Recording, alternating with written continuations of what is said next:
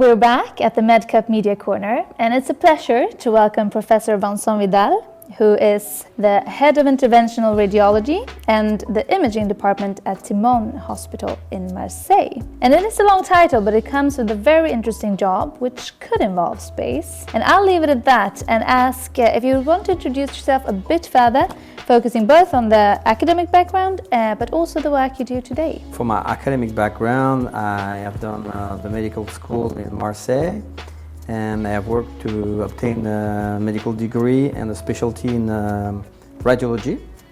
And after I have specialized myself to interventional radiology. So interventional radiology is a way to treat pathology under imaging guidance. So we have a huge sector of interventional radiology in Marseille with 5 rooms dedicated to that.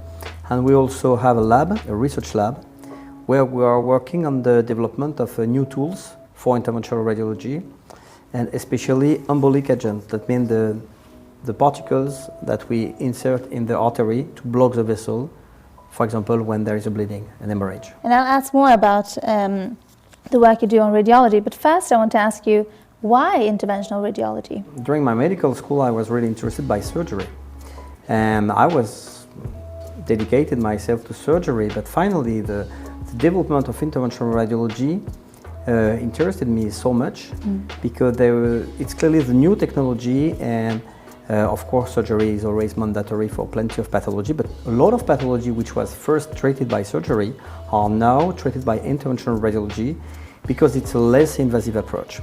And we have planned the last 20 years, many new applications of interventional radiology arrived. For example, fibroids, uterine fibroids embolizations instead of surgical removal. We have also prostatic embolizations instead of surgical removal. So all this kind of development interested me a lot, and finally I go to interventional radiology. Very interesting. And then speaking about development, why is it that interventional radiology is particularly well suited for equipping astronauts going to space? Yeah, the big problem for space, for being just around the Earth at only 400 kilometers, there is no trouble of medical care because they can go back easily to Earth. When we are going to speak about Mars, it's 300 to 400 million kilometers. So that means that they are really far and they are completely on their own. They also are on their own because they have no communications direct with the Earth, because it takes 20 to 40 minutes just to have one communication. So they are on their own and they have very small space. You cannot imagine to have an operating room. It's impossible. And also the microgravity leads to impossibility, for example, to open an abdomen, because all the particles, the bacteria will go in the capsules. So it's really difficult to imagine big surgery. It's not difficult, it's impossible. With interventional radiology, with very few devices like needle, wire, under ultrasound guidance, and now ultrasound guidance are small like that, you can puncture organs in the abdomen, in the thorax, and cure some pathology. So we know, for example, that the astronaut have more risk to have a lithiasis in the kidney. If the lithiasis block the kidney, it can be a life-threatening situation for an astronaut, which is at 4, 5, 6, 7 months to go back to Earth. So one of the solutions is to insert a drain in the back, directly in the kidney, under sonographic guidance. They can do that, and they can bring the materials. So that's why the astronaut comes to us and said, okay, interventional radiology may be part of this dream. So the imagery is the key part here in order to go to space. But can these also benefit areas other than space? Of course. This is always something that people discuss. Why are you spending money to go to space and Mars? But most of this money is given for research, and all this research go back to Earth, and more often they are used on Earth before than they are used to space. So for interventional radiology, this is clearly the case. We are working on the tools which is the best tool, but not the best on the way of technology, the best of the way of minimally invasive, minimally cost, minimally, and finally this tool will help in emerging country.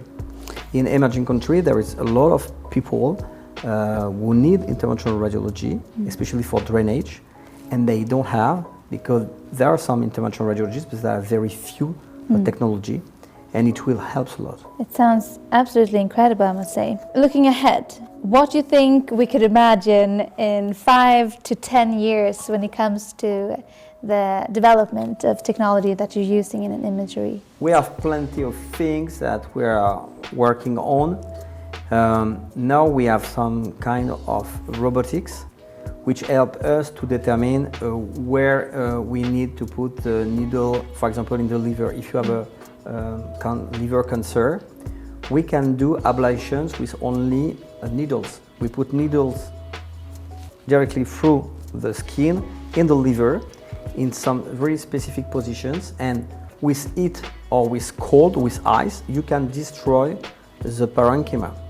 But of course, if the tumor is a bit not homogeneous, we cannot imagine how the heat is going to diffuse, and we need to treat all the lesions. So now we have artificial intelligence who help us to determine where we have to put the needle, how much we have to heat or frozen, all these kind of things that we cannot manage with only our brain. So we have plenty of treatment that we can do already for example, small tumor, but we are going to gain treating bigger tumors.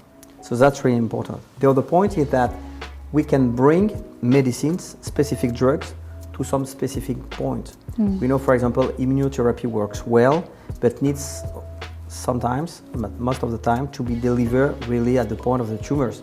So for example, same thing, if you have a cancer, a liver cancer, you can deliver via the vessel, like coming in the vessel, going clearly in the feeder of the tumors and giving the medicines in this place. And one final question, what would you say to those young students? I always said that to be a physician is not a work, it's like a privilege. I'm so happy to be physicians. I think it's a so nice work, so enthusiastic, and they are very lucky to be physicians. So they can help people, they can make a very interesting work, so keeping enthusiastic and just thinking of the luck we have to do this work. Lovely. Thank you very much for coming. Thank you. Vincent Vidal, it's been a pleasure.